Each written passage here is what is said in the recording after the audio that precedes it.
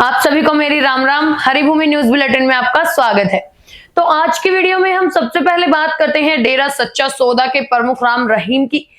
जी हाँ, यौन शोषण और हत्या के आरोपी बाबा राम रहीम जेल से आजाद हो गए हैं। उन्हें एक बार फिर जेल से 21 दिनों की फरलो मिल गई है।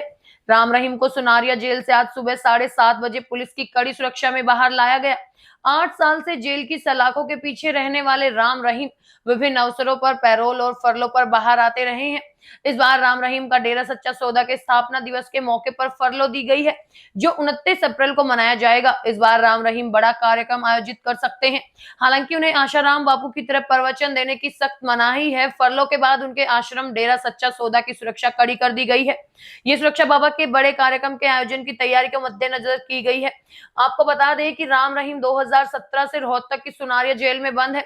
उन्हें 2 महिला अनुयायियों से दुष्कर्म करने के आरोप में कोर्ट ने 20 साल की कठोर सजा सुनाई गई है। इसके बाद 2019 में एक पत्रकार की हत्या के मामले में भी बाबा जी को आजीवन कारावास की सजा सुनाई गई। इस सजा के बाद हरियाणा और पंजाब में हिंसा फैल गई थी, जिसमें 41 लोग मारे गए थे और 260 से अधिक लोग घायल हो गए थे। राम रहीम को 2017 के बाद से कई बार पैरोल और फरलो मिल चुकी है, जिनमें अधिकांश चुनाव के समय ही उन्हें राहत दी गई है। खासतौर पर हरियाणा और पंजाब के विधानसभा चुनाव के दौरान राम रहीम को पैरोल मिलती रही।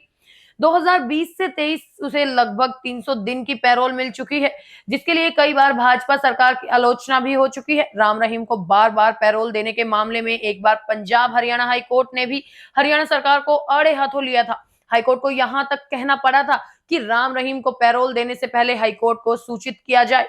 राम रहीम को भाजपा के करीब माना जाता है। चुनाव में भाजपा को उम्मीद रहती है कि राम रहीम के समर्थक उनके इशारे पर भाजपा प्रत्याशियों को वोट देंगे।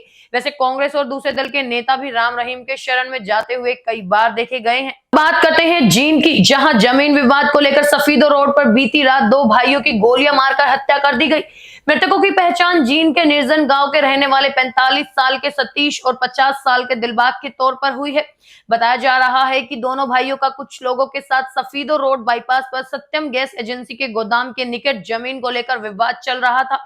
इस रंजिश के चलते सतीश और दिलबाग का दूसरे पक्ष के लोगों के साथ झगड़ा भी हुआ था। कल रात करीब 2 बजे गाड़ी में सवार होकर कुछ लोग आए और दोनों भाइयों पर फायरिंग कर दी।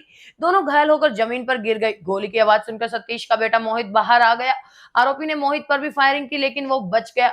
वारदात को अंजाम देने के बाद आरोपी मौके से फरार हो गए। मामले की सूचना मिलते ही सीआईए सदर थाना पुलिस मौके पर पहुंची और स्थिति का जायजा लिया। पुलिस आरोपियों की गिरफ्तारी के लिए दबिश दे रही है। अगली खबर एक और मर्डर से जुड़ी हुई है। सोनीपत से एक टीचर की बेरहमी से पीट कर हत्या करने का मामला प्रकाश में आया है।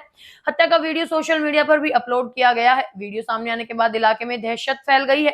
ये पूरा मामला सोनीपत के कसांडी गांव का है। यहाँ प्राइवेट टीचर संदीप नाम के एक युवक को गांव के ही कुछ युवकों ने बेरहमी से पीटा। संदीप को घायल अवस्था में परिजनों ने आनन फानन में खानपुर पीजीआई लेकर आए, जहां डॉक्टरों ने उसे मृत घोषित कर दिया।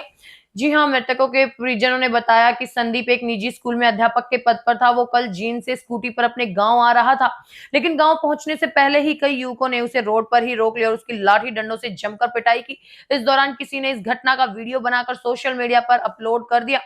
अब बात करते हैं करनाल की, जहां देर रात बड़ा हादसा हो गया। नेशनल हाईवे 44 पर पंजाब की एक बस की टक्कर हाइड्रा मशीन से हो गई। हादसे में 12 यात्री घायल हो गए। ये हादसा मधुबन से बसताड़ा के बीच बन रहे रिंग रोड के पास हुआ। बताया जा रहा है कि निर्माण कार्य चलने की वजह से हाइड्रा मशीन सड़क पर खड़ी थी। तेज गति से आ रही बस हाइड्रा मशीन से टकराई, जिससे बस के आगे का हिस्सा बुरी तरह से डैमेज हो गया। हादसे में बस ड्राइवर अंदर ही फंस गया, जिसकी खिड़की तोड़कर बाहर निकाला गया। इस हादसे से मौके पर अफरा तफरी का माहौल बन गया। इसके अलावा 12 यात्री घायल हो गए। उन्हें तुरंत नजदीकी अस्पताल में भर्ती कराया गया। इस हादसे में बस ड्राइवर को ज्यादा चोटें आई हैं। उसकी टांग की हड्डी भी टूट गई है। हादसे के समय बस में 30 से ज्यादा लोग सफर कर रहे थे। अब खबर जींद से। जींद की जेल से कल रात एक कैदी फरार हो गया, जिसके बाद जेल प्रशासन में हड़कंप मच गया। कैदी बिजली का काम जानता था। बीती रात अचानक जेल की बिजली गुल हो गई, जिसके बाद कैदी बिजली ठीक करने के बहाने सीढ़ी लगाकर जेल की दीवार से कूदकर भाग निकला। इस घटना से एक बार फिर से जेल प्रशासन पर सवाल खड़े हो गए हैं।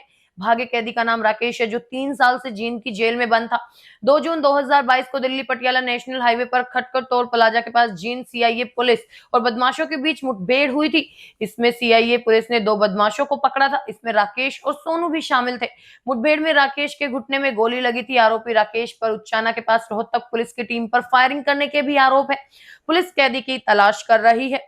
अंत में बात कर लेते हैं गुरुग्राम की, जहां सेक्टर 48 की विपुल वर्ल्ड सोसाइटी के एक फ्लैट में एयर कंडीशनर फटने से भीषण आग लग गई। आग की लपटें इतनी तेज थी कि आसपास के फ्लैट्स में रहने वाले लोग डर के कारण घरों से बाहर निकल आए। इस हादसे में फ्लैट में मौजूद परिवार तो बाल-बाल बच गया, लेकिन घर में रखा सारा सामान जलकर राख हो गया। यह घटना रात करीब 10 बजे के आसपास हुई, जब सोसाइटी की चौथी मंजिल पर स्थित फ्लैट में अचानक एसी फट गया। ये फ्लैट नवीन गोयल के नाम पर था और घटना के वक्त परिवार के सदस्य घर में ही मौजूद थे। हरियाणा की ऐसी ही मुख्य खबरों से जुड़े रहने के लिए हमारे चैनल पर बने रहिए। वीडियो अगर पसंद आया हो तो उसे लाइक करें, शेयर करें, सब्सक्राइब करें। खबर को अगर विस्तार से जानना है तो हरिभूमि अखबार पढ़ें या फिर हरिभूमि वेबसाइट पर जाएं।